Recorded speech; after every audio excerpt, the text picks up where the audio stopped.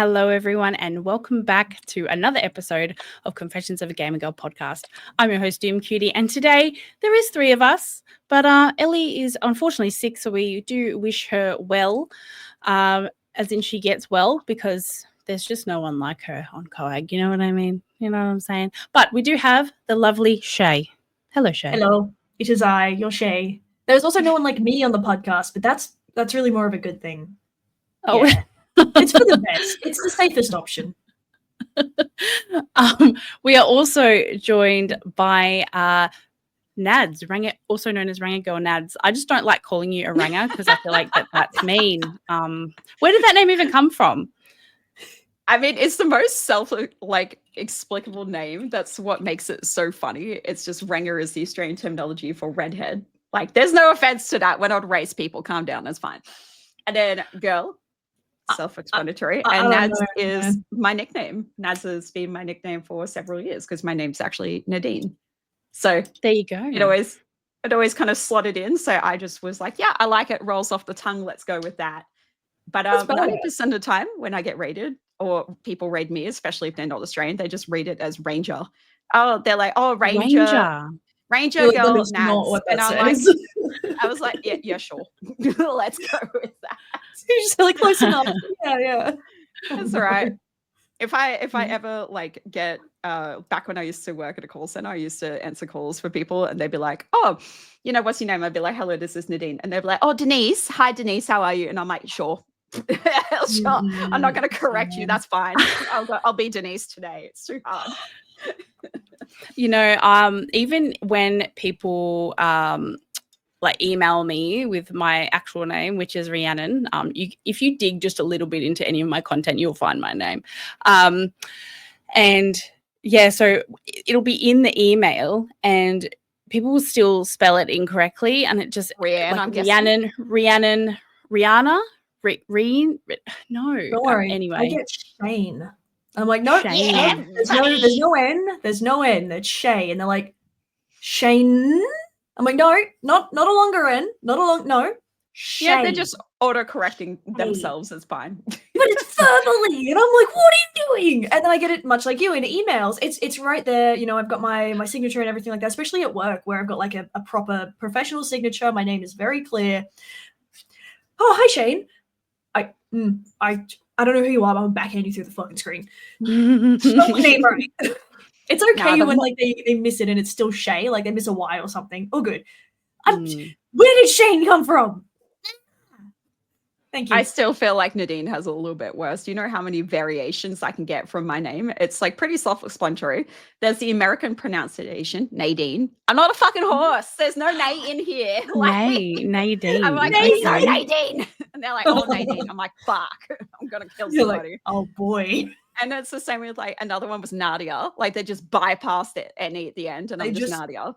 Decided and I'm to like, just no Nadia. Okay. Or I think my favorite one, it was spelled so funny, and this is at school, so they should know better. It was spelled like I either had Nadina, like Nadena or something, or Nedine, like with fucking just all E's. And I'm like, oh yeah. You get to a point you just give up correcting people. You're like, this is too much effort telling you otherwise. So I'm just going to go. I would just look at them and be like, I'm so sorry. I didn't realize you were illiterate. You should have said something. It's okay. You can have my nickname.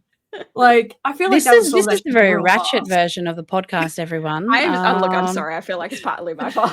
I can be petty when it's called for, okay? I can match energy. I don't want to be the bigger person. I'm small for a reason, okay? Small and feisty.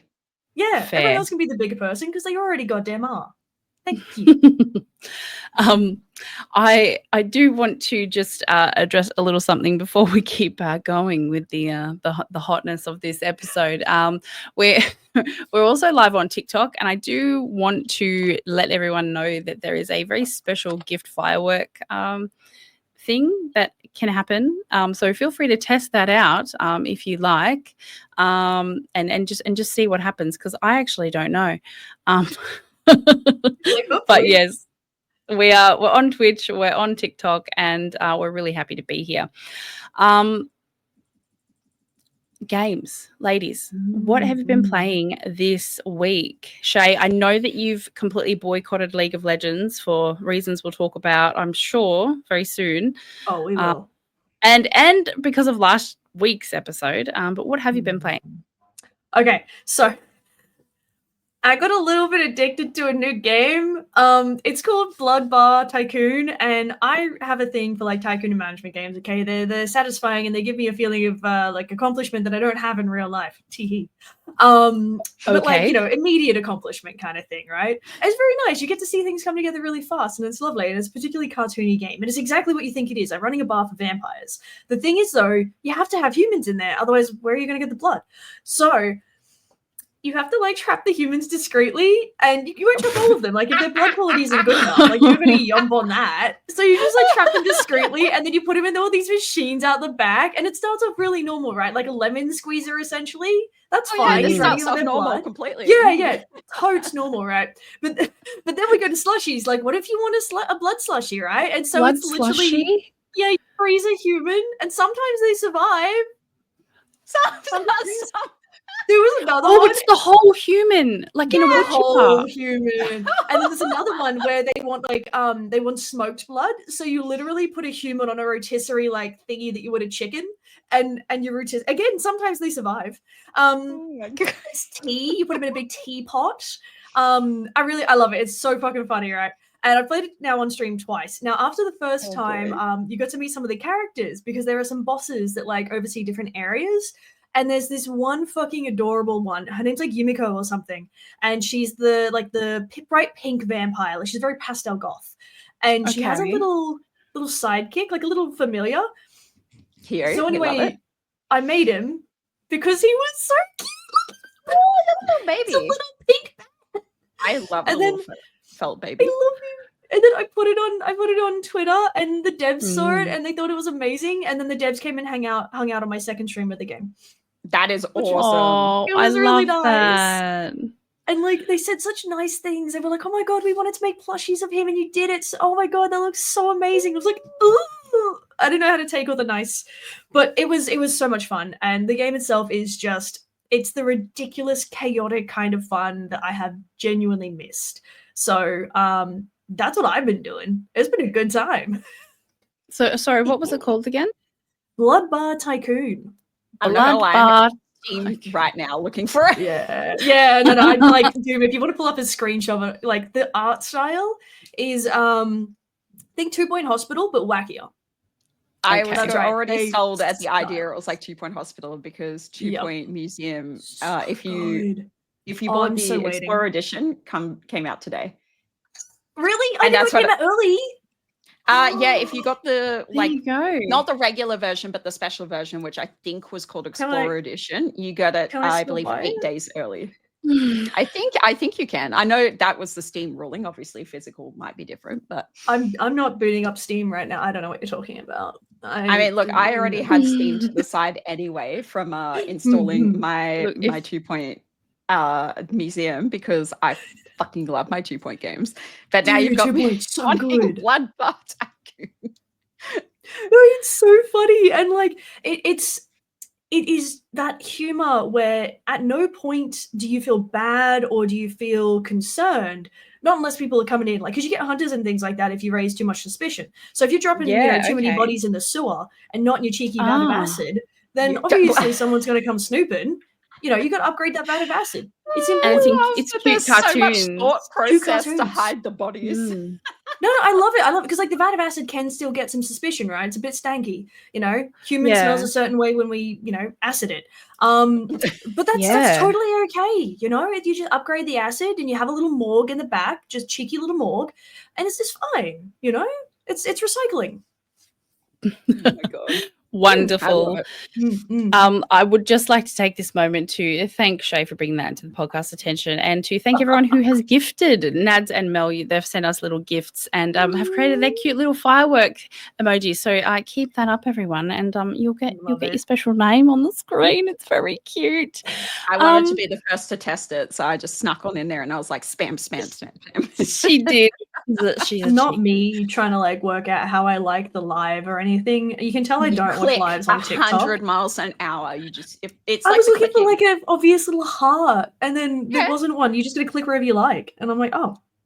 Oh, Phone, we've yeah, got- if you're on PC, you just click it like you're playing the cookie clicker game. You're like, Oh, I don't need a return of my RSI. I don't. No. No. I'm too young. Please, I don't need it again. It hurt. It's so good though. Nads, I think we mentioned in the green room before the podcast that you've been playing Monster Hunter. Well, not yet. It comes out this week. Not yet? Though, which Oh no, it you want comes to out. play it? Yes. So it comes Oh, out okay. Friday. I did play the demo, and then they shut me out of the demo because it was only a beta period, and I was like, damn it. But this. But you lose all your progress in that time. Hey. Not really, because it kind of just No? has you wandering around the world. Like you don't do any missions during the beta. It's just getting to create your character and exploring around. You killing a couple coaches. You do get to retain that. So when the game does drop, like I'll just go on from there. I don't have to go through the whole process of the intro all over again, which is awesome. Which is primarily what I wanted to be in the beta for was, oh God, I can make my character now and just jump straight into it when it launches. So I'm really keen. It'll be technically my first Monster Hunter game. I've always wanted to play them, but by the time I'd heard about it, it was like 2 years later sort of situation. Yeah. And I feel like these kind of games, you really want to try and jump in on the hype early. So that way you're not kind of like stuck. Because that was the experience I had with some other MMOs like Final Fantasy Online, for example. I loved it. But when the Oceanic servers opened, I left the old American server, I'm pretty sure I was in. I can't remember if it was America or Asia server we used to be in, me and my friend group. And I was still new to the game. So I'd only just gotten to the second expansion that they're like already capped, like ready until the new one drops. Yeah. And when I went into the Oceanic server, I hit a huge issue of, oh God, everyone who's moved in here is so far advanced in the game that they don't want to do any of the previous earlier missions. And there was no new people coming in. So it took me, I think I sat in waiting for 4 hours to do one of the post-game missions just because it was so difficult to find people that would do it. So that's kind of my innate fear when it comes to MMOs is, you know, sadly, like there is truth to you got to get on there like during the peak rush of it. Yeah. So you don't fall behind like I did and you try this new game and it's like, wait, it's really hard to get people to come and do all of the earlier game stuff with you because you're just going to be so far behind where they're at.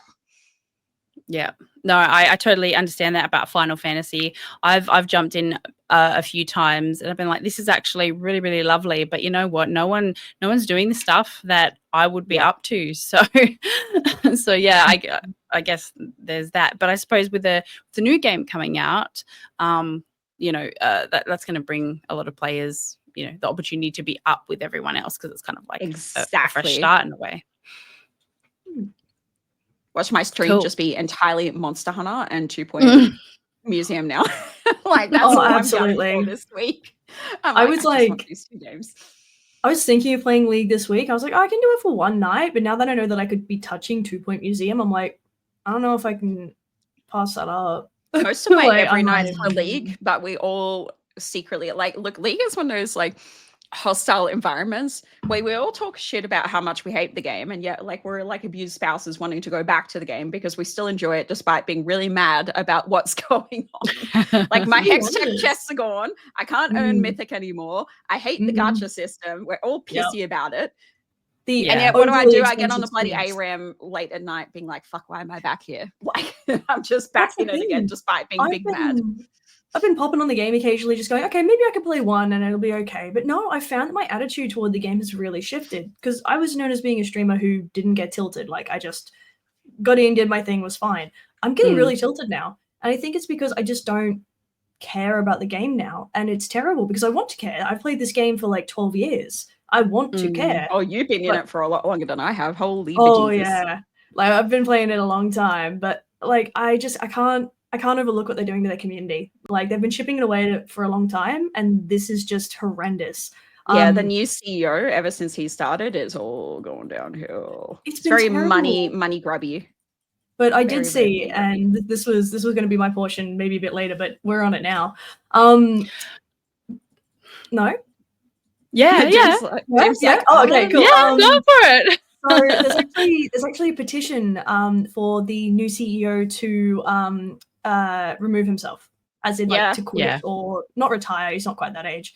And considering how toxic and disjointed the League community can be, the fact that they've already managed to pull 20,000 signatures and even put this together in the first place is really impressive. I'm quite proud of the community of actually standing up for themselves. Every single post I've seen has either got the comments turned off. There was one post I saw today from League of Legends, every react with an angry face. Every single one. Really? And this was on Facebook. So like your default is a thumb. No. Everyone actually took the effort, all 2,700 something people who liked it at the time, to make an angry face. There was no other react. And I love it. I love it so much. I have never seen League of Legends players come together and go, no, you fucked up and you need to fix it so thoroughly. We did technically see a little snippet of it when they did the Faker skin line with the Ari skin. There were a lot of people deliberately like boycotting that skin, or they just like would ban Ari completely for completely. Like they were like, I totally respected and it that. Was no hate on Faker. Like we love the Faker he's fine and everything for him. He wasn't. But a lot of the money that was earned from that didn't go to him or his team. Like they got a small portion of it. He just got his name on something. But it was like that's what I was mad over. I'm like, I'm not angry.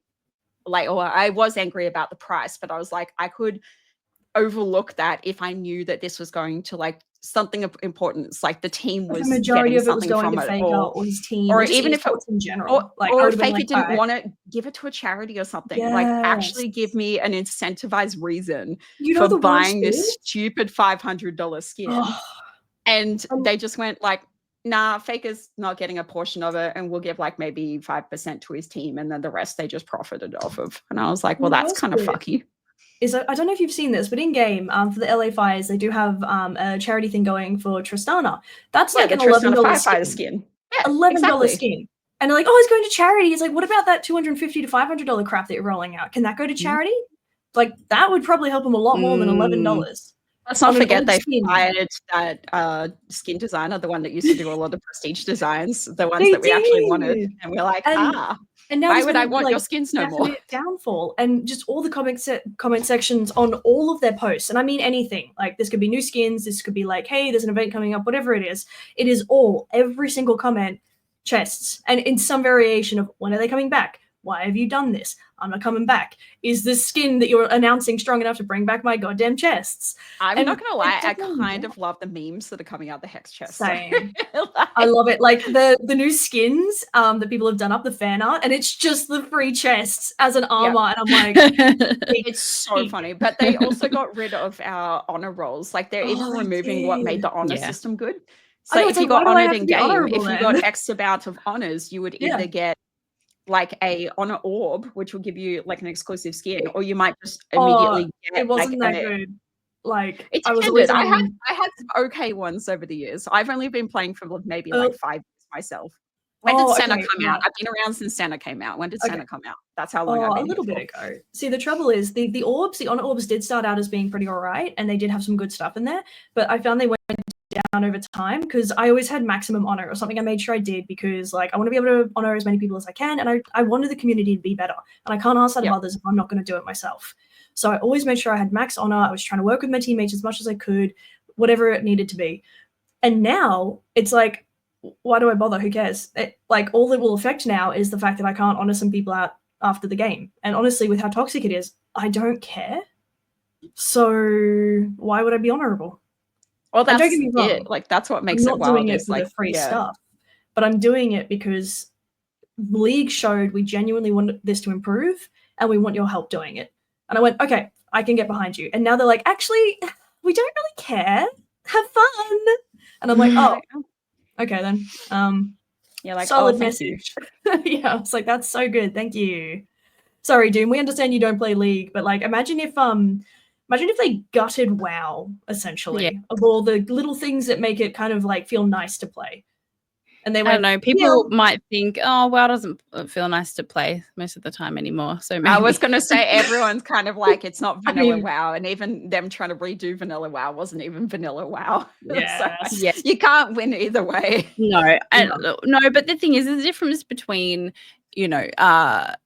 changing and completely gutting the actual like what would you call it? And lying to people about what you're doing as well. I think that really made it work. Just the spirit of the game, you know, like there's for a game like League of Legends, you know, taking away something that brought it some street cred, like why? And it's so bad because it's constantly mocked as being very behind the times in this particular business model. So we spoke about this before, but essentially free-to-play League was what introduced that. And they're the first people who actually made it work, which was amazing and just fantastic. But it's very commonplace now. We have it everywhere. Free-to-play games that are top quality. But the idea is that you're going to pay for stuff in-game. The thing is, the way they get you back into those games is daily login rewards, competitions where you can earn points and maybe buy something that you couldn't do if you didn't have the money for it. Lots of those little interactive things that really say, hey, listen, we are a business, but we understand you guys need something too. This is our compromise. Whereas League has gone ahead and gone, pay us money or don't be on our free game. Have fun. I'm just I'm not upset about the new pass because I don't mind a new pass system having all these skins and stuff and everything else. Like I didn't mind the Noxian pass. What I mind is still not having the option to have Mythic anymore. Like the only way to earn Mythic Essence is in the gacha system now. Yeah. And the odds of even getting that are bad. So that Mythic store is going to become so obsolete now. Like it's going to be near impossible to get those old prestige skins that you may have missed. Or I literally used my last little bit on an ash chroma, like a different color for one of the skins. That was it. I went, all right, I haven't got anything else. The chrysalis motif one. Yeah, I have that version. No, the Coven. The one of the darker skins for Coven that I couldn't get any other way. Oh, Coven is a very witchy, gorgeous skin line that I absolutely adore. A Halloween skin line that everyone was like, it was like it wasn't cartoony Halloween though. It was like deep dark witches are probably actually going to eat you, and I loved it. But there was this particular element of it that I couldn't get except for behind this particular paywall.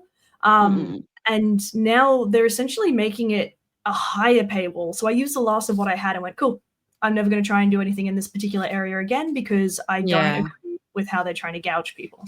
Yeah. For me personally, I kind of did the opposite because I used to bank Mythic. Like I would do every pass because I was always playing anyway. And if I didn't like the prestige skin, if I didn't like the prestige skin or as the character I never play because I'm basic and I play 80 carries only pretty much. I was just like, oh, okay, I don't really vibe with this skin. I don't really want to all get the Mythic. And I still have banked 560 Mythic. And I'm too scared to use it now because I know that there's like no way to get it back again. And so I'm like, all right, I'm not going to spend it on anything. They even upped the prices. Just in case. Like they upped the Mythic prices as well. So it's a paywall on a paywall now. And it's like, you can't keep stacking this against people, especially in a crisis, like a housing and financial crisis that the world is currently facing. It doesn't work. Yeah. So anyway, Doom, would you like to talk about something that you can participate in? I did say to Doom the Mordecai's joke skin as well as the Coven skins. I was like, look at those. Just send her the new set skin for 250. She won't care about the price, but she will like the abs. Oh look, we do like a bit of IQ, but I don't look. I feel I'll send her any of set skins. Let's be honest, any of set skins. That man doesn't know what a shirt is. He's like, why would I wear that? It would cover my abs, and how would people know I have them? Yeah, that's true. But why do I feel like Doom with like Brom though? Because like everybody loves Brom. Is amazing. Like, Big Daddy Brom. We appreciate Brom. Dude. Okay, no, okay. So let me paint you a picture, Doom. Okay, let me paint you. This is Confessions of a Gamer Girl. You are a gamer girl, and this is fine. So 2 characters, right? Fine. So we have Set. He's got cat ears. Sorry, I should preface this by saying big buff man. Okay, his things, his attacks in game are literally like chucking people around. Okay, he's a JoJo's character is the best way to put it. He's literally a JoJo's character. And so he's got his big abs out. He's a particular race of people that have animal features, and they can have more or less, depends on like where they're born, that kind of thing. Imogen coming on Discord, Doom. Yeah, he has kitty cat ears. Okay. I think he has a tail. I think. I don't know. No, I'm usually watching Slam Dunk. Oh, I see. Yeah, okay. Yeah. And that's just like, he doesn't wear shirts, right? And I think he's got a vest on. That's I sent her the base skin. Yeah. That's not a shirt, dude. But then close enough. You have Braum. You need to look up Braum. He is this wholesome man. Daddy Braum. He's He's got this big moustache and he's bald and he's really muscular and he's like Russian coded, but he's from Freljord and he's like, get behind my door. But he's so gorgeous. Hodor. Is it You need to Hodor? use Okay, for the funny very bit of important like, this is response. what the few of us still do love about League is that they don't abandon their lore. Thankfully, they Yes. still are good with their lore. They Brom's update it, lore, but they don't Brom's abandon lore is basically he goes to the god of forging. You know, think like the people that made Thor's hammer kind of forgery. Like he went to the gods of forgery's house to get help because their Iceland was being taken over. And he kept knocking on the door. There was no answer. And he was being attacked. So he literally rips off the door of the forge itself, which is meant to be like impenetrable and impossible to ever He's break. like, any comment, And now uses it as a damn shield. That is his weapon. He stole the door of the forge. He went, okay, won't give He's you a like, weapon. I will protect you with my door. He's so Okay. wonderfully charismatic, but the best thing, okay, and this is very unique to only Braum. Braum is one of like 100 and something characters. When he's on the ARM map and he feeds a snack to a Poro, which is this very cute little round thing, the Poro grows a moustache. It's because he's the master of Poros. He protects him. Even in that the splash art I sent to him just then. Yeah. Like it's sadly cropped off the main bit I love, but there's always like Poros seen in his art because Poros so love good. him. And so Poros you get characters like that in the game. And I don't know about you, right? So I had this thing the other day, this realization. I was so sad about it. So you guys have gotten into a book or a film or like a show before, right? And you've gotten really attached to the characters. And when you finish, you miss them because you're like, oh, I really enjoyed just, existing in that world and learning about it. I had that for League. Because as much shit as I can give that game, and I promise you I can give it a lot, I've been there long enough, the characters I can say, there is always something for somebody. There's such a diverse range of people with diverse backgrounds, gender identities, sexuality. Yeah, no, I remember you talking about this with the Arcane series. And I miss it. And it's so sad because, you have these fascinating characters who have fantastic backgrounds. They're genuinely funny or they're interesting or really creative. Is he Santa in that photo? No. I did. I sent you the Christmas skin line and he's sexy Santa with just the jacket on. And his door becomes a fireplace. So he's just smacking doesn't you in believe the fireplace. He's He's Braum. He lives in the Iceland. If the man is going to go grey full buster from Fairy Tale and just be naked 90% of the time in the snow, then let the man be naked 90% of the time. Listen, if he's rocking that many muscles, he'd probably overheat the moment a cloth touches his upper torso. So realistically, he's just trying to not get dehydrated. He's a good lad. I just love how his skins just turn the door into something else wacky. Like, as I said, in Santa, he's just whacking people with a fireplace. And he's not even meant to be, like, Set is obviously meant to be sexy. Braum is just accidentally sexy. He's just funny. Braum's meant to be a male coded character because they were making too many, like, I guess for a better word, twink style men, where they were just really femme and androgynistic. And a lot of the male demographic were like, hey, like, where's our monsters or where's our big burly we want our men? We want to be a big boy. Where's our like masculine men? Give me something. And then out pops Braum and they're like, yes, manly man. But then Braum is this wholesome man. Yeah, his character and his story is just so beyond beautifully wholesome that he's like just the token good boy. Like, it doesn't matter who you are, you just unanimously love Braum. Like, he can do but it's still okay. I'm gonna be Ellie here and I'm gonna say it's still a top-down game. I'm not seeing all this.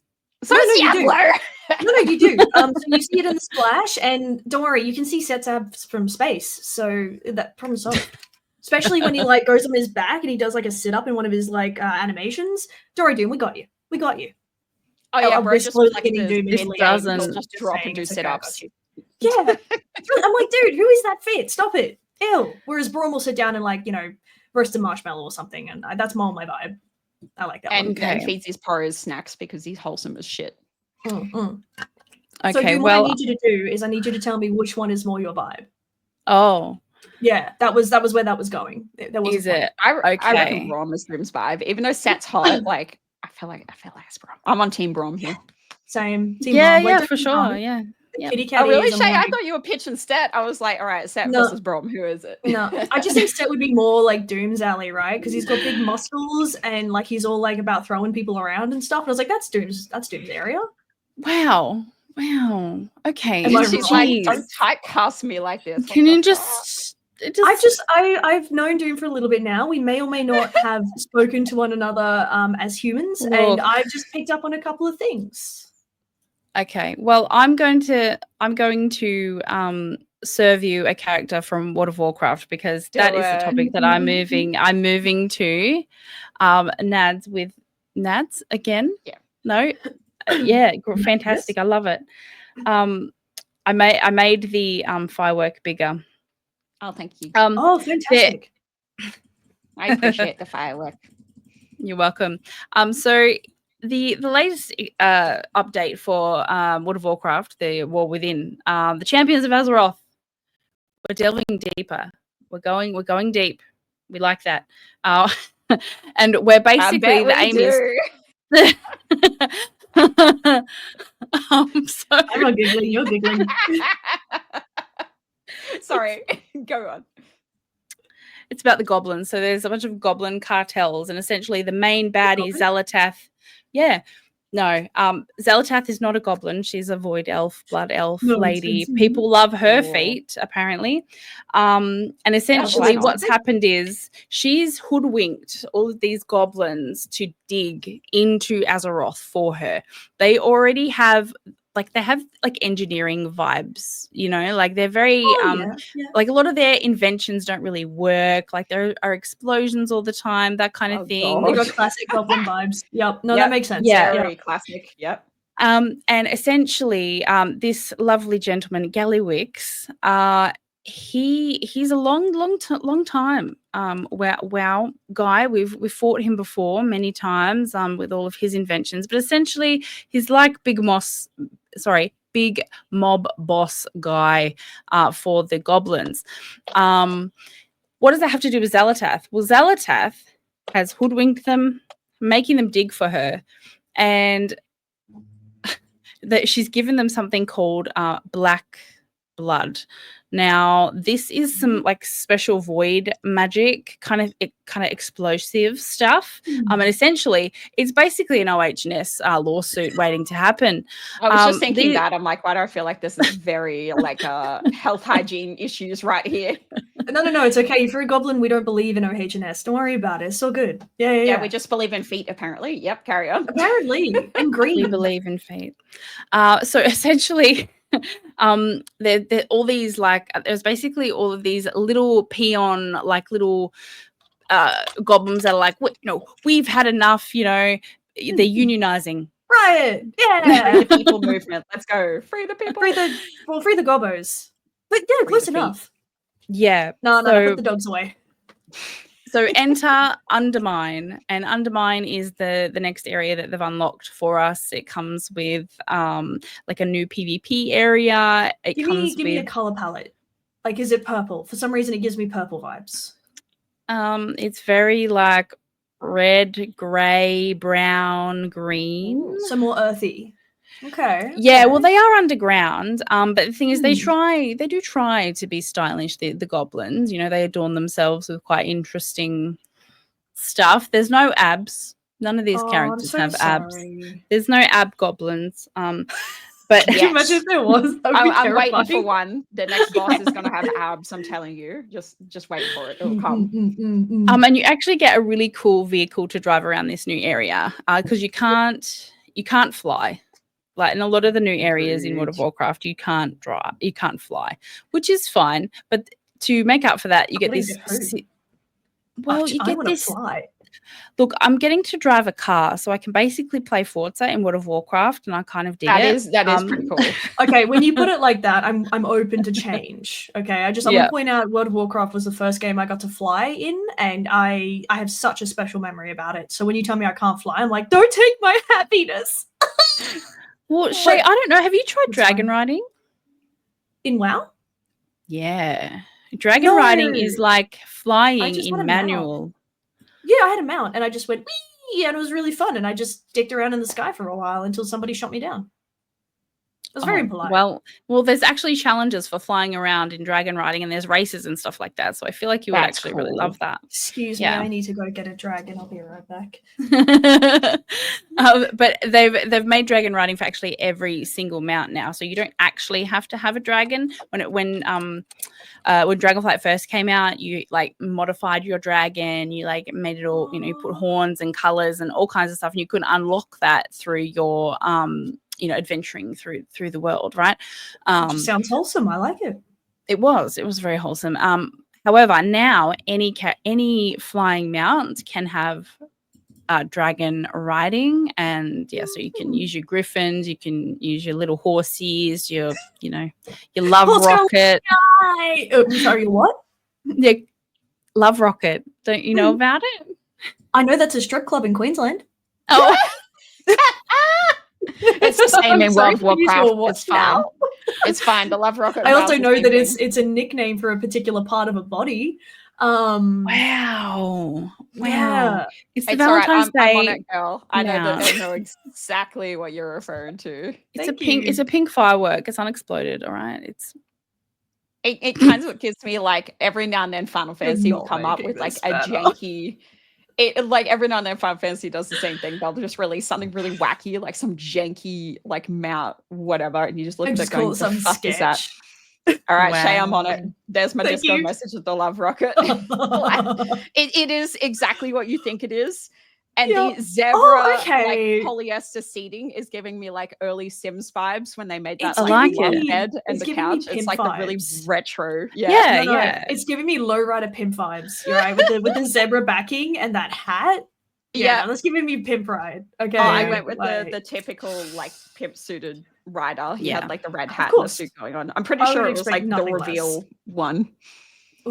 So anyway, that kind of vibe is in this. There's like basically Gallywix lives in a casino. He's the mob boss guy.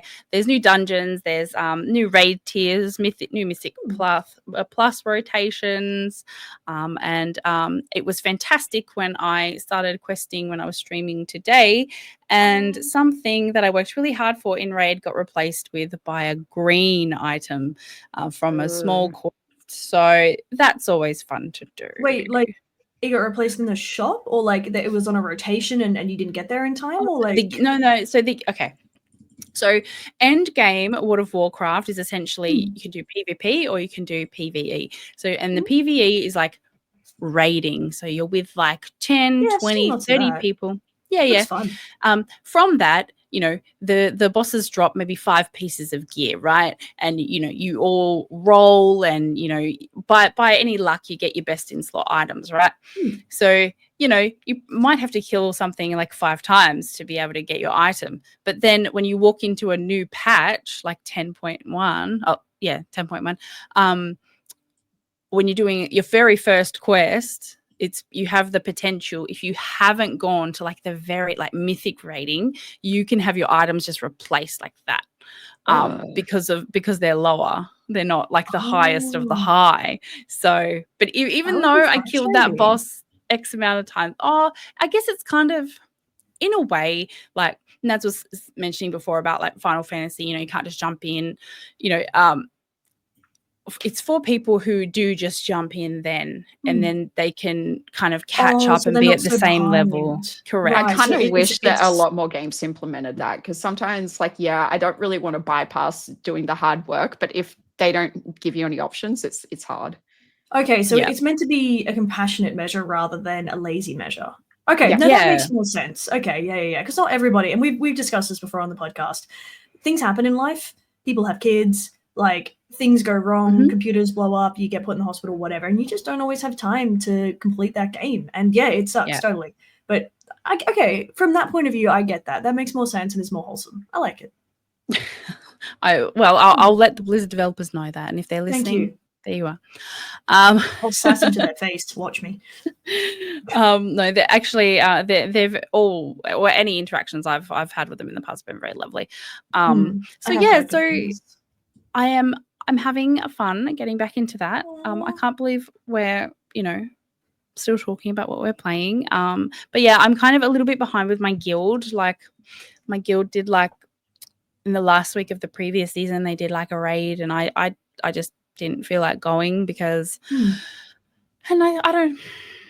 Okay, It's maybe okay this has to not happened to feel like people it. in the past. No, it's just okay. So we squished down our raid team, and I missed out on killing the final boss on heroic difficulty because Oh.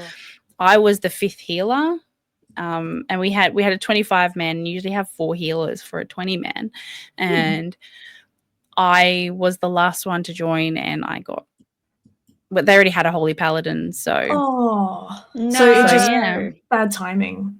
Ah, It was just the way that it went, and I got discouraged. So no, I So, can yeah. totally see how that happens, right? Because there's such massive events, and you've already mentioned that you do need a team. You need a group of people, a large group of people who are willing to do this with you.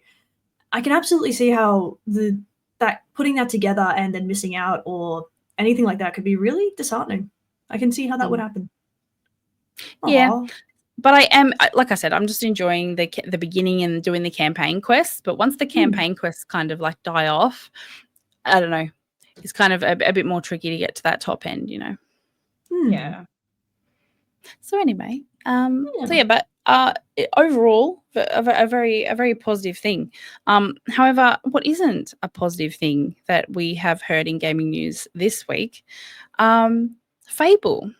Now, Fable, we have been incredibly excited, looking forward to this game. I know Nads has been as well, and you know we've I have seen. been so pumped. I don't care if I get sick. I'm gonna play it anyway. You don't understand. We were prepped, we were primed, we were Yep. ready. It was like we'd gotten dressed, we got face on. We had the Mountain Dew. We were good. We were ready. We were ready to go for a 2025 release for Fable, and to have the. And I'm going to actually read this directly from the Windows Central website because that's where it came from. Yep. That's the thing. So Craig Duncan was speaking on the official Xbox podcast. So if you don't know who Craig Duncan is, he's actually the Xbox Game Studios lead, and he was responding to questions about Playground Games' current progress with Fable. And he said, and I quote, "We're really excited about Fable's progress. We previously announced Fable S2025. We are actually going to give Fable more time. It's going to ship in 2026 now. While I know that's not maybe the news people want to hear, what I want is to assure people that it's definitely worth the wait."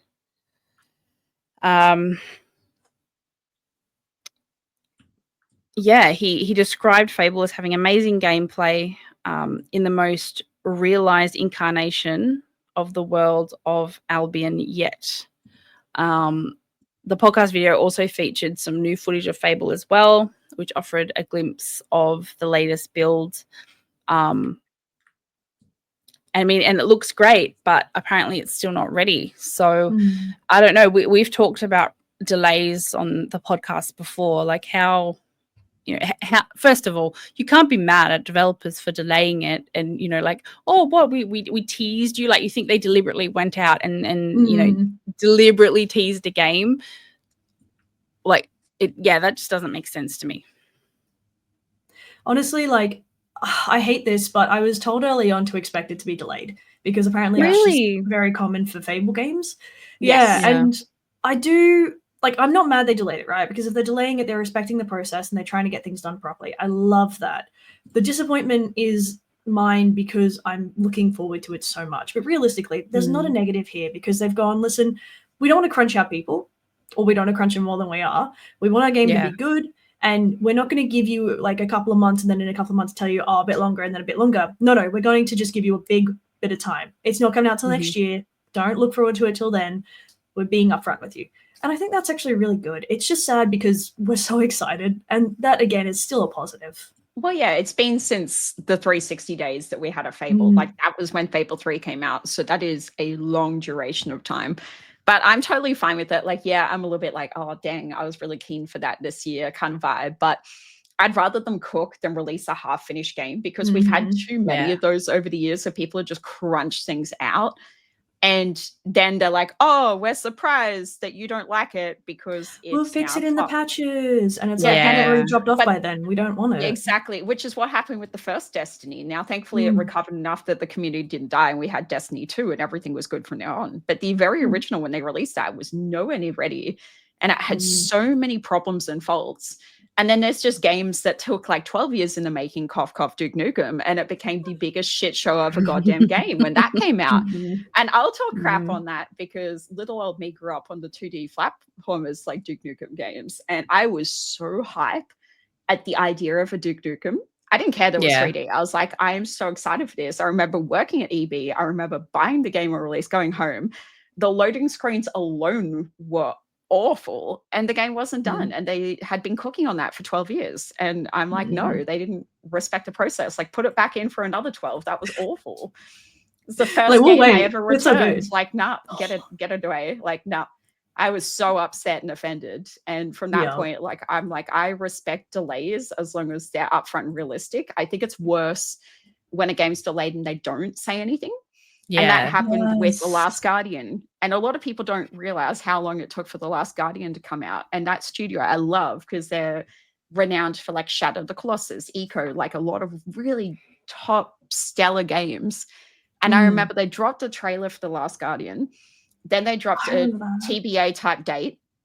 But from somebody who worked in gaming for quite some time, and again, this is during my EB Games period, the amount of times I saw it both come into the system for pre-order, then disappear from the system, and then come back into the system. And that happened over, I think it was like 4 years. But there was never any verbal word on it. Like, it was just like after that original trailer, it was kind of ghost town. They said nothing. And then 4 years later, we finally got the game because it was meant to be released on PS3 and it came out in the late years of the PS4. That's how long it took. But I'm more offended and mad, not because of the duration, but just because there was no word on it. Like, there was no information. You couldn't find anything to do with it. And the terrible thing is, right, like, we are human and we can only maintain that hype for so long. Even if it's something we've waited a really long time for, there's only so long that we can maintain that and maintain, well, essentially hope before we go, you know what, I'm going to leave this and I'm going to move on to something else. And then by the time the actual thing comes out, either they've done it properly, which is fantastic, or you get a Cyberpunk example or No Man's Sky example where it's very much, we'll fix it in the patches. And sometimes that works. A lot of the time it doesn't. A lot of the time, by the time the patches have come through and it's up to where it should have been for release, the player base has gone, I'm good. I've got other things to do. You guys can be bothered to put out a complete and adequate game in the first place. I can't be bothered going back for it. Yeah, they dip out. They're like, no, I'll buy it when it's on sale or something. I don't know. Yeah, I also think from a business standpoint, you know, Microsoft Xbox have started the year really, really strong. And I want them to continue that way. And for me personally, if anything was going to come out to kind of bring that down, I would be afraid that it is Fable. And I don't want that to happen. No. So I'd rather Especially them such just a big title. Exactly. Yeah. So for them to say, hey, you know what, it does need, you know, it needs a little bit more caramelization, you know, it needs a little bit of, more you know, polish, yeah, you know, that's fine. It's at least they're not pulling a Sims 4 where they're continuously lying about what their engines can and can't handle. I'm not salty. You're salty. Don't worry about it. Meanwhile, when they announced like Tip 2 coming out, I was like, even though it was janky as all hell, like, it was still the best of the Sims, and I'll die on that hill. Like, Sims 3 was my best. Like, again, also janky as hell, right? Like, you had to get a mod to stabilize it. Yeah. If that is where they had stopped, I would have completely understood. I would have been like, you know what, you reached your pinnacle. I love it. I love it. This is peak. It's fine. Yeah, like, it's all right. I can see why you've not brought anything else out, but instead it's full EA tactics. There we are, everybody. Yeah. Mm. Did you see Doom the announcement about the Xbox Game Pass Ultimate doing a lot of potentially like major cloud gaming updates to hopefully encourage more multiplayer, like invites and Ooh. instantaneous gameplay? I'm pretty Yeah. intrigued by that. I know some people who really successfully play on Xbox Game Pass on the cloud. But in Australia, I've just found the stability of it just not there. So I don't know if that's going to take off as much as they think it will. Like That's what I'm potentially, interested by, because it's always been a bit problematic. Like it's very hit and miss. It's either sometimes it works, most of the time it doesn't, sadly. We literally Yeah. are a meme when it comes to our internet quality as a country. Like, I want these things to work. I think they're fantastic bits of progress forward. I would love to see it work, but unfortunately, our government is too old to understand the necessity of up-to-date hardware in our internet. The irony is Australia was who invented Wi-Fi too. Like, I know. Yeah, I know. we And know we just our like shit. sold We it invented off. Wi-Fi first, and we still Yeah. have the shittest internet. It's because we sold, I'm pretty sure we sold off the rights to it because our country didn't see the point in progressing technology-wise and went for the mining route instead. Essentially, it was a pick your own adventure, and our country went the stupid way. Mining No. instead of They went technology. the ground instead of the sky. Yeah, they were like, we want immediate pay up rather than the possibility of bettering the world and getting paid later. It was a very much I an know, and now immediate we're thing. like the butt last to get NBN, and other people are like, oh, we've had that for like 4 years now. We're like, well, that's nice for you. when Americans jump into my chat and they're like, oh, I've got this speed, I'm like, that is absurd. What? And they're like, yeah, it's not the best. I'm like, no, wrong type of absurd. That is more than what the base. How do you have that? Australia has nothing like that. What? And they're like, oh yeah, it's just always like that. I'm like, oh yeah. God. Mhm. See, I'd have the exact same reaction externally, like verbally, and then internally, I'm like, mute that chatter, fuck them. Like, Like, come in here. Yeah. I was like, don't come in here and tell me how amazing your internet is. I'm trying, okay? I'm doing my best. Speaking of Australia, and you know, no. we speaking of Australia, this is something that came up, and you know what, my feed, my social media feeds are just full of just absolute misogyny, like just 24/7 now, and I don't know why, but I digress. So games and women, people think that it's only interesting if women are demonstrating their sexuality in those games, whether it be video games or sports games. You know, women are still not as successful streamers, and they're not as successful sports But not people. due to their own limitations, But not due to skill. to how much they're supported, the opportunities that are presented for them, or that they're allowed to access. Yeah. So, and you know, like it's a numbers game, right? Like I get it. I do. But what I don't get is this. So Triple M host Marty Sheargold. Oh, I know what's coming. Yep. Sorry. He was forced to apologize for offensive on-air comments about the Matildas. Now, if you don't know who the Matildas are, they are our darling football soccer team, and they're just badass. They're fantastic. They're just great, and they're such Yes. great role models for young girls growing up. And they're better than our men's team, just in case anybody's unsure. I wouldn't know what the boys' team is named even. So Exactly. there you go. Yeah, I think for some reason in Australia, our women's soccer players are just fucking phenomenal. Which is awesome, because it's just a hard thing. Like, I will agree on one thing. Like, when it comes to sports, it is very rare for women to do better in sports, let alone get the same amount of money. And like, it ultimately does come down to, as I said, it's like rare the for them people to that get they bring recognized for it. Like some of them do better. But from what I will say about the men's portion of the soccer team is that I remember a story about them pushing for the women to have equal pay. So the men's soccer team is even on board with going, no, they do exactly what we do. Pay them properly. But it's also because the women's soccer team, for us at least, with the Matildas, started bringing in the crowds too, because that was the biggest. It's about viewership. That's the viewership. Yeah. It's like you need to bring in the supporters to get the same pay, because it's not that they're not doing the same work. It's just purely like, if you're not selling games, it's hard to pay you the same amount. And I do get that, even though it's shitty, it is sadly how it works in the sports industry.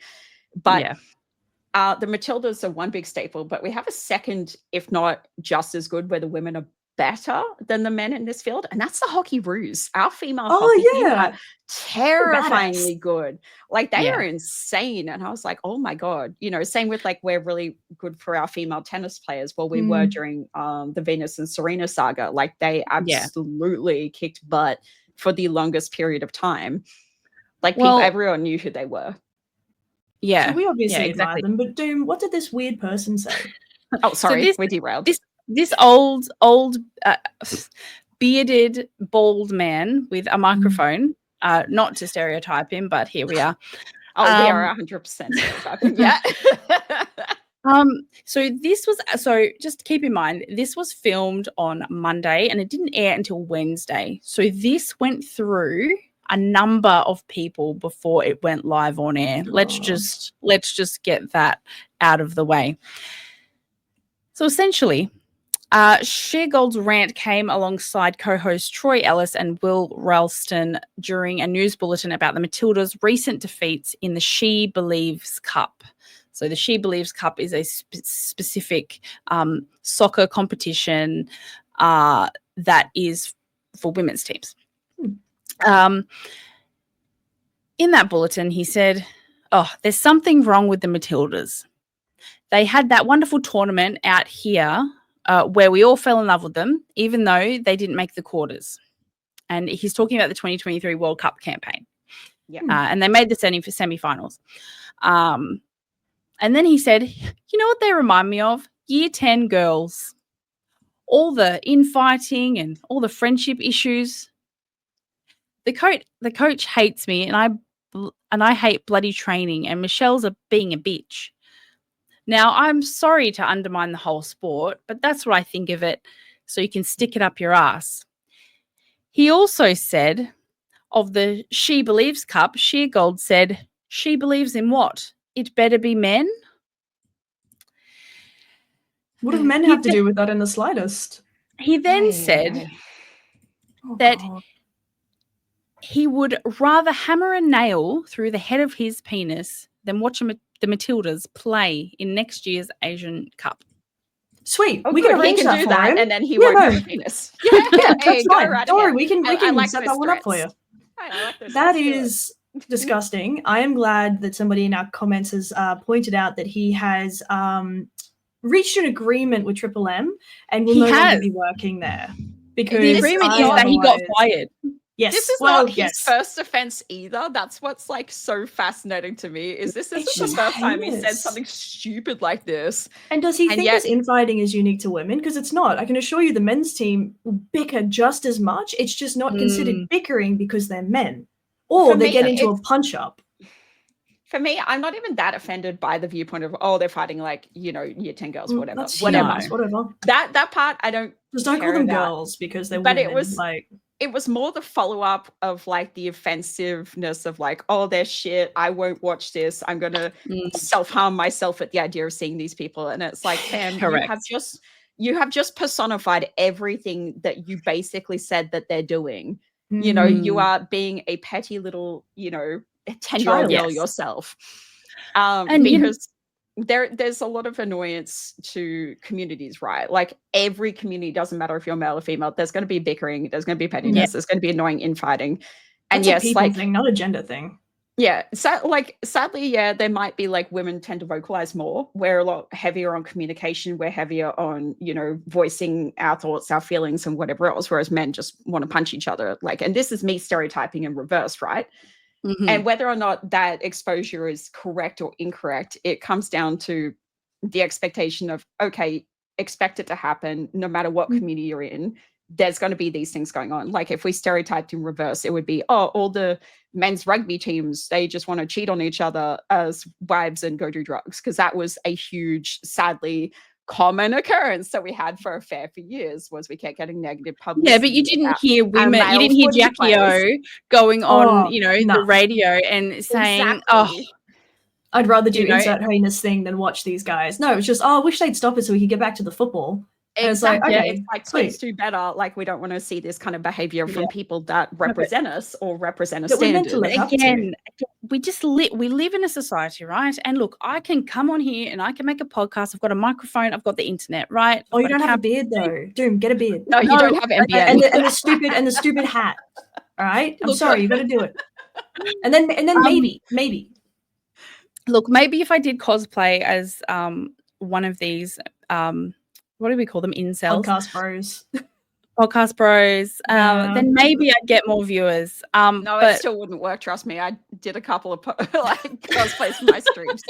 Like you gotta sadly, like there's a very key point, and it's called having the assets. And if you do not have the assets going, then you will not it won't matter if you're in cosplay. Yes, that's it. But the thing is, right, we live in a society, and this is the reason why I've actually brought it up, right? We can come on, we can say our viewpoint, but these people are actually being paid. They're hired by companies. They're representing not only the company on purpose, right? They're characters, like they're like, we love your personality, we'd love you on air to represent our show. You're the vibe. Look, Triple M has got misogynistic undertones, always has. Like I remember listening to it as a young girl and just being like, God, that was detrimental. Like it would just be on in the car. But like now everything is on the internet now. You can't get away with this. And I'm so glad that the internet has just absolutely tore. They're calling him out. Down. Calling him the fuck out. And like you said, it's not the first time, but you know what? It's the last time, and I'm very happy for that. And as much as this is a female-focused podcast, we don't come on here to actually talk about this stuff, to actually tear down men. The only time that this ever happens is when a man goes on his channel, on his radio station, and talks crap about women. That's the only time, and that's the reason why we have our microphones and our channels for that. We wouldn't need this. We wouldn't do it unless it was he started it for sure. So Oh, sorry. No, apologies. I thought I had a point there. I think the biggest point to more reiterate isn't so much like, oh, this man spoke first and we're kind of reiterating what he did wrong. But I think we would still have the same opinion if it was a woman. Like for sure. We equally, like in this kind of demographic, will bring up both flaws. Like there is so many old fashioned terms that are somehow still stagnant, and the radio is obviously the biggest one because this guy has been on radio for like I'm generalizing here. I feel like around 30-40 years. Like he's an old boy. And this kind of banter and jokes, it may have been normal in like the 90s or even the early 2000s, because a lot of this was sadly normalized then. There were so many things that were normalized that shouldn't have been. The same with like the stereotypes we brought on ourselves or within like the LGBTQ community as well. I dealt with a lot of it being on the forefront of working in the gaming industry, like working as little old myself back in like the mid 2000s at my first retail job at EV Games. It took me ages to even be looked at for a resume in that like field. And even when I was there, the amount of customers that would tell me, oh, we want to speak to the manager. And I was a manager at this point. And it was always a male. Like they would want to go speak to somebody else. Or I would literally have people on the phone laugh at me when they're like, oh, I bet you don't even know what the new COD game is or something like that. There was a lot of really I bet you don't know what a real video game is. Yeah, bro. Really dumb, really rude remarks. And they're like, oh, I bet you only play Animal Crossing or whatever. And you just sit there going, okay. But I'm also like, that's still a game. Like, there's the soft girlies that really love their cozy games. That's a genre. I will point out the mountain of Kirby's behind you, Nads. It's really and you know what's really funny? Kirby's not cozy. Funny? He's an eldritch horror. That's different. What's really funny is I only got into Kirby like about 2-3 years ago. It was whenever the Forgotten Land came out, the one on the Switch. I didn't even know much about Kirby outside if he was on Smash Bros. And I was like, I played this little Switch game and I was like, I fucking love this dude. Like this game is funny as fuck. Not only can you over-sexualize Kirby, which I'm not gonna lie, I did on my own streams. I made so many sucking jokes about my little boy because I thought it was so funny. And he was just like, absolutely. He's just a little bit of a meme. Like I He found is. He's a little blob that eats cars. Like he'll eat anything. It's so funny, but like he's such a wholesome little happy dude that's like, hello, like just absorbs in this creature. Like I'm gonna go mess you up now, and I'm like, So more men should shit. be like Kirby. Is that what you're trying to say? Yeah, no, but it was just, I thought it was so funny. It was like instant serotonin to me, this little pink dude. And it's so ironic because I don't normally scream pink. I'm an earthy tone girly. I like my browns and my greens and my blacks. And, this is like this is the only pink thing I own in my house. Just my Kirby's. It's just a mountain of Kirby's. But I love this little dude. And also it's cheaper than therapy. Okay. It makes me happy. I get depressed. I buy a Kirby. Okay. Let me have my Kirby. Listen, what I'm seeing here is you have the potential for a Kirby ball pit. So then one day you can just dive into the Kirby's, and then who needs therapy? Trust me, that's already happened. I stacked them all on the floor once when I was cleaning, because every time I clean, I do put them off and put it back on. But I realized that there is a very popular female streamer that I now have an agenda to beat. Emaru has a Kirby wall, and I found out when she did a YouTube video of when she moved house. She was like, hey guys, I'm filming like me unpacking my house, sorry I've been offline or whatever. And Emaru unpacked all her Kirby's, and chat made her count them. She had 120 Kirby's, and I was like, that's my life mission. I need more Kirby's than Emaru. I'm just like, that's what I'm going to do with my life now. I'm going to get more Kirby's than Emaru. It's a good goal, we're all my fiance looked at me and he's like, we don't have a house big enough for this. We live in an apartment. I'm like, doesn't matter. Future house. I need a stockpile of Kirby's. I'll make it work. And he's like, listen, we can look into storage solutions. It's okay. We can make it work. Okay, we can make it work. Look, exactly. I see Mercy in chat. 120 Kirby's is a good amount of Kirby. Correct. I need that many Kirby's. Yes, Mercy and I, we enthuse about Disney Dreamlight Valley together. So yes, I'm a fan. I'm a fan of her, and she's a fan of me, like that. So we love that. But maybe Marty just needs like 120 Kirby's, and that would like solve and cure. Maybe it's too pink. He'd probably implode and be like, "Oh God, no! Now I'm a girl because I own a pink thing." They come in other colors. Look, here's a blue one. No! I want him to implode. Don't tell him. Hide the blue one. Hide the blue one. Hide it. There's other Kirby colors. No. Only pink. Okay. Like everyone forgets that Meta Knight is just Black Kirby. Like there's been plenty of times where they've de-armored him in like Smash Bros or even in the game, and it's just literally a Black Kirby. And I was like, oh, there's another one. Look, he's over here now. He's just Kirby's brother. Sadly, he does not have any of the abilities of Kirby, and he's shy because he looks like Kirby. He hides. He's basically the Mimikyu of Kirby's. He's like, I don't really want to be identified like Kirby because I can't do any of those things, and I don't look like him. So I'm just going to hide in my armor, be all shy boy. I'm like, I love this little dude too. There you go. Personification of balls. I thought, I will say, I did think Kirby. I did think Kirby was number one, a girl. Sorry, and number two, I thought he was a Pokemon. So, and that was no, I get that all the time. Trust me. Yeah, all of my normie family that don't understand. Yeah, sorry. My mum kept confusing Kirby for Jigglypuff. She knows at least who Jigglypuff is. Okay. And she keeps thinking Kirby is our Jigglypuffs whenever she comes to my house. She's like, "Oh, look at all your Jigglypuffs," and I'm like, "Sure, they're Jigglypuffs." Like, the fact that she can even name a Pokemon is already amazing. So she was a lot more with it than other parents. Like she used to, steal my Game Boy as a kid and play like all of my Game Boy games. Like my mother was a beast at Donkey Kong and Donkey Kong Country. There you go. What a vibe. That would have been a flex on the playground. My mom can beat this Donkey Kong level. Damn straight she could, but she didn't really keep that interest with like the DS. I bought her own DS, thought she'd get really into it. Nah, didn't get into it. But the Game Boy was it. I used to have to fight my own mother for my own Game Boy because she'd steal it and run away with it. I'm like, Dad, give it back. I love it. Oh, ladies, it has been a fantastic episode. We've talked about many things, and I feel like we could continue for many, many an hour. However, the time has come to say goodbye to thought everyone. We were about to start singing to pay the rent, and I was about to go into full karaoke mode for you. Sing to pay the rent. I don't have that feature enabled yet. It was like the time has come to pay the rent. Oh, yeah. It was like very old Aussie iconic song. It would have been on Triple M. That's it. They need to hire Confessions of a Gamer Girl to take over Triple M. There you go. Oh, clearly we'll upset some old dudes. I got you. I can say mean At least a things, like, segment. You know Oh. what? We can have the truck drivers call in and they can like have a rant to us, and then we can I just genuinely think the roast them truckers back. would love the breakup because they don't really get a lot at that hour. It's either infomercials or like old metal and rock music, which Yeah. I don't think is terrible, but they definitely do not get a lot of live talking. Triple M, we'll be waiting. What contact? Dave Yeah. Cameron. Our DMs are open.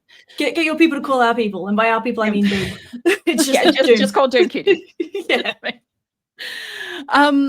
Shay, Yes. your fair is on in April. We haven't missed it yet. That's No, really, I really have not. exciting. I Fair. just before the podcast started, I got the email letting me know my prints are ready and will be getting shipped out shortly. Yay! So exciting. So Shay's an art girly. If you didn't already know, if you didn't already see her little dude. Slushy human slushy maker. No, he's a little bat. He's a sidekick. Yeah, he's just a little friendo. He's just a little guy. A little dude. He might bite, but like I hasn't bit me yet, so it should be right. Regular streaming, more vampire bar madness, you know I it. assume. And if I can create the funds, there's going to be some cheeky 2-point museum in there because I have been waiting at every convention I've been to that they've been at. I've like gone and said hi. I've checked everything out. PAX last year. Please tell me you're there. I went nuts in that booth.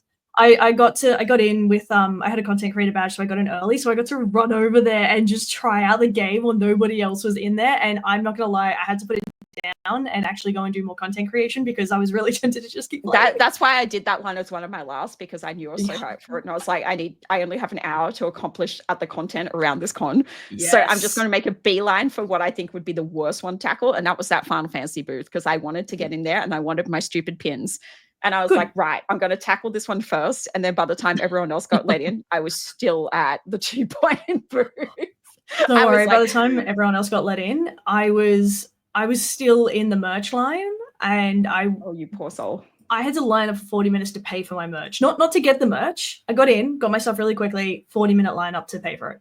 So yeah, it was interesting how they did that. They separated getting the merch and then paying for the merch. Like, weird. I don't know if I loved or hated the idea of it. I feel like it slowed it down more than they thought it would.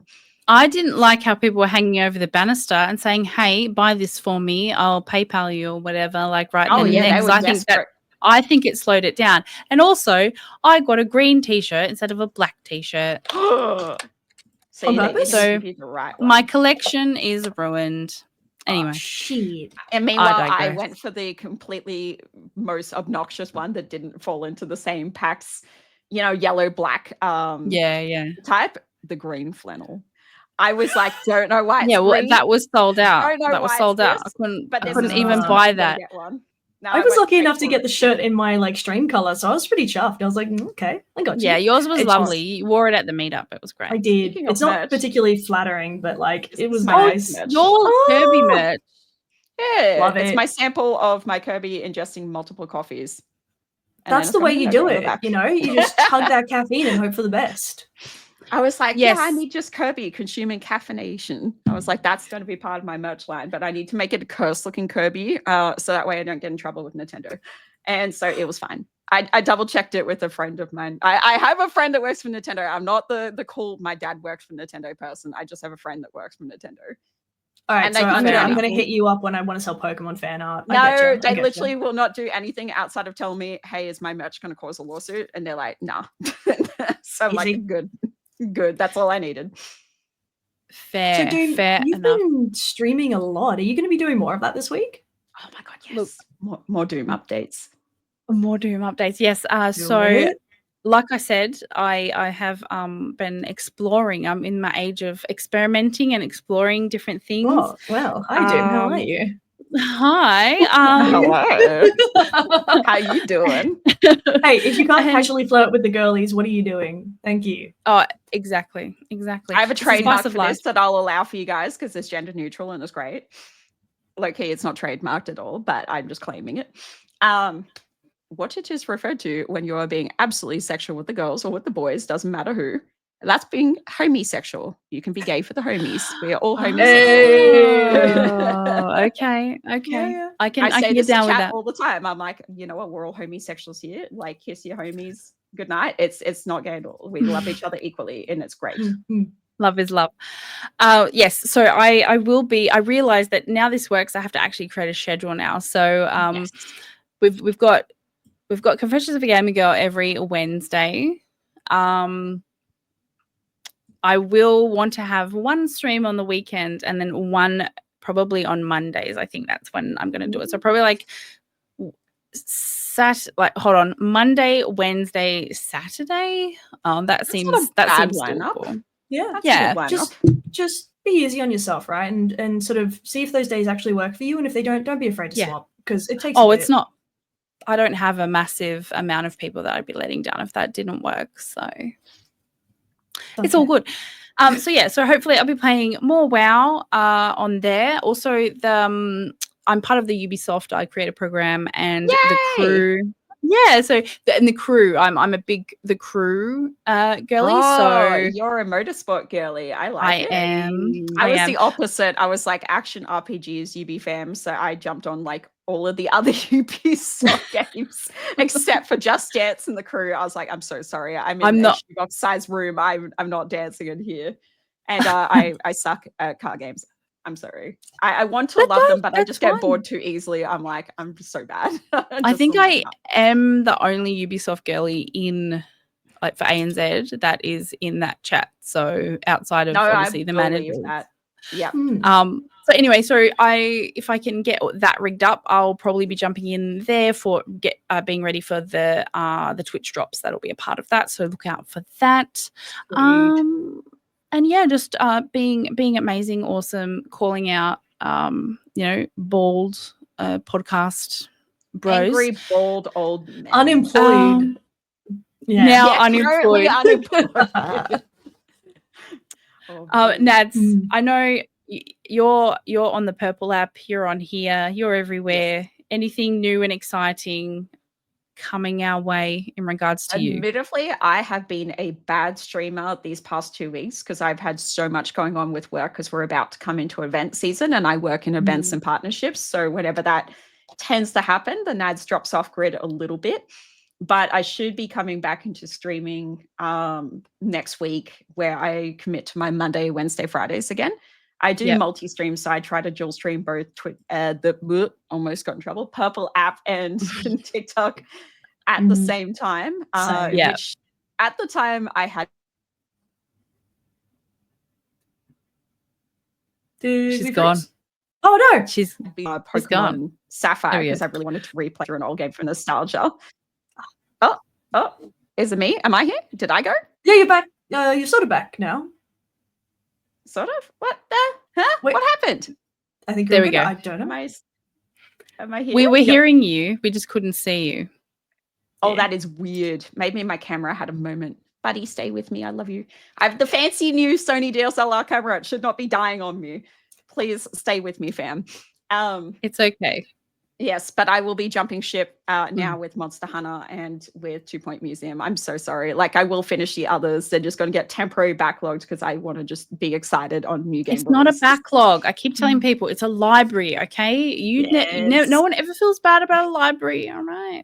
It's okay. I mean, look, I need to punish myself because if I don't, then I will neglect them forever. Like, I need to remind myself, hey, Nads, you still haven't finished Zelda Breath of the Wild. It's been sitting there for about a year, Zelda Breath of the Wild. And I'm like, we out here finishing games? Well, I normally do, but there's a few that somehow, like, if something new comes out and I just leave it, like, Zara, it's a 50-50 if I go back to it. And Breath of the Wild was a big one. And so was Baldur's Gate, which is really bad because it's such a good game.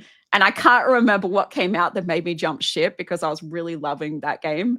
But I haven't gone back to it. And I'm like, I need to go back to it and finish it. Well, real life always comes before all of this stuff. So, that's really awesome that, you've put that, ahead of everything else. And I'm sure like your community, they understand that. So well done for their boundaries. Lovely. Love that. Very patient with me. If anything, they're like, do you need caffeine? Like, they're consistently asking me how's work and am I surviving? Mm-hmm. Well, that's fantastic. Cultivating of communities. Love that. All right, everyone. Thank you to everyone who has tuned in live, and everyone that is watching this post being live. Thank you for watching, and we will. Before I go, if you want to catch up with Nads and what she's doing, the links are in the description, or you can find her at Ranger Girl Nads across the internet. She's got her own website. Ranger. You almost did. I heard I it. know. I was coming. I did not. I did. Anyway, we'll see you next time for another episode of Confessions of a Gamer Girl podcast. Bye, everyone. Bye. Bye, everyone. There you go.